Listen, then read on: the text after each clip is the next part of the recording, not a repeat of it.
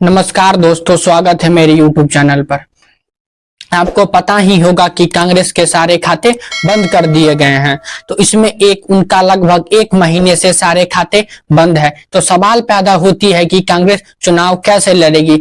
अगर आपको एक मुखिया ग्राम सभा का भी चुनाव कराना है तो उसमें प्रचार प्रसार में पैसा खर्च होती है, तो लोकसभा का चुनाव करना कितना ज्यादा असंभव होता है। इसमें तो ऐसा लग रहा है कि अगर हमारे देश में किसी भी चुनाव में जिस देश में लोकतंत्र की व्यवस्था है उस देश में अगर विरोधी एंटी पार्टी का अगर खाता फ्रीज कर दिया जाता है, विपक्ष पार्टी को ही खत्म कर दिया जाता है, तो ये तो लोकतंत्र की हत्या करना लगता है। इसमें मोदी जी कहते हैं कि हमारे निजी मामला में दूसरे देश क्यों बोलते हैं, तो जर्मनी, अमेरिका और इस बार संयुक्त राष्ट्र भी इस बार टिप्पणियां कर दी है। हम जानेंगे बाद में कि संयुक्त राष्ट्र ने क्या टिप्पणियां कर दी। इससे पहले हम आपको बता दें कि आयकर विभाग ने कांग्रेस पर 1400 करोड़ की राशि को उस पर कांग्रेस को देने की मांगने की बात की है। तो इसमें आप ही बताइए कि जिस पार्टी का खाता फ्रीज कर दिया गया है उस पार्टी 1400 करोड़ रुपया कहां से लेगी। तो इसमें कांग्रेस ने एक बड़ा सवाल पूछा कि अगर जब मेरा पैसा है तो क्यों नहीं आप भाजपा सरकार से पूछते हैं कि वो 1400 करोड़ रुपया क्यों नहीं दे रहे हैं। अब हम आपको बताएंगे संयुक्त राष्ट्र ने क्या टिप्पणियां की। संयुक्त राष्ट्र महासचिव एंटोनियो गुटेरेस एक प्रवक्ता ने कहा कि उन्हें उम्मीद है कि भारत तथा किसी भी अन्य देश में जहां चुनाव हो रहे हैं लोगों के राजनीतिक और नागरिक अधिकारों की रक्षा की जाए और हर कोई का एक स्वयं व निष्पक्ष माहौल में मतदान कर पाएगा। संयुक्त राष्ट्र महासचिव के प्रवक्ता स्टीफन दुजारिक ने दिल्ली के मुख्यमंत्री अरविंद केजरीवाल की गिरफ्तारी और विपक्षी दल की कांग्रेस के बैंक खातों से लेन देन पर रोक के मद्देनजर भारत में आगामी राष्ट्रीय चुनाव से पहले राजनीति की स्थिति पर एक सवाल के जवाब में बृहस्पति को यह टिप्पणियां की है।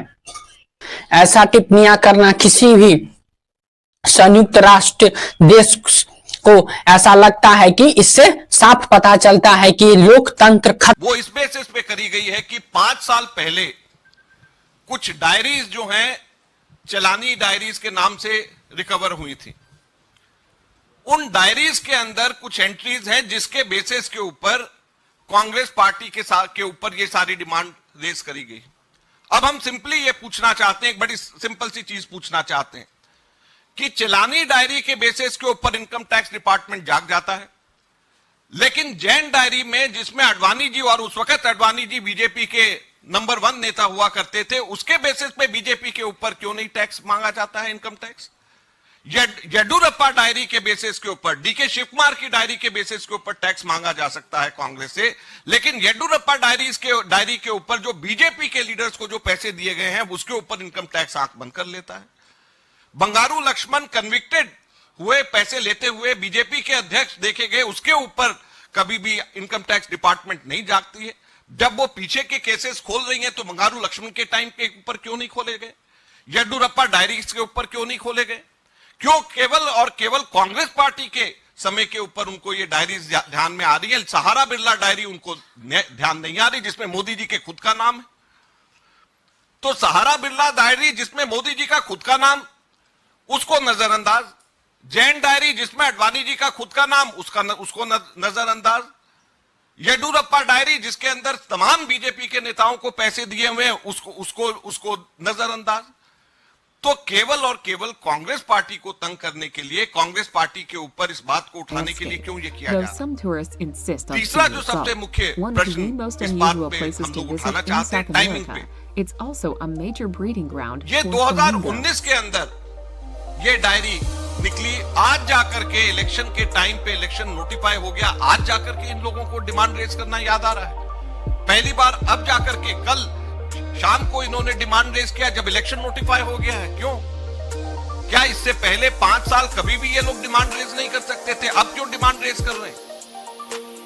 तो ये सारी की सारी बातें बड़ी स्पष्ट ये बताती हैं कि कैसे इनकम टैक्स आंख बंद करके एक तरफा बीजेपी की कमियां उनको नजर नहीं आ रही, उनके 4600 की पेनल्टी उनकी नजर नहीं आ रही जो एकदम साफ स्पष्ट नजर आता है, उनके 42 करोड़ की वायलेशन नजर नहीं आ रही, हमारी 14 लाख की वायलेशन के ऊपर 135 करोड़ रुपया हमारे से ले लिया, हमारे 23 लोगों ने हमारे जो है एमपीज और एमएलएज ने जमा कराए, कैश जमा कराए, उसके ऊपर हमारे 135 करोड़ रुपए लगा दिए, उनके 1290 से भी ज्यादा लोगों ने उनके पता नहीं, उनका नाम नहीं, उसके ऊपर उनको कहीं पे भी नजर नहीं आता। तो इसलिए हम लोग आपसे ये कहना चाहते हैं आज ये समय आ गया है, अगर आप लोग इसको जनता को सही तरीके से नहीं दिखाएंगे और प्रिंसिपल ऑपोजिशन पार्टी को पुराने केसेस सीताराम केसरी जी के जमाने के केसेस निकाल करके तंग किया जाएगा ताकि हम हमारे बैंक अकाउंट हमारे दोबारा से फ्रीज करे जा सके, ताकि फिर से हम सब लोगों को तंग करा जा सके,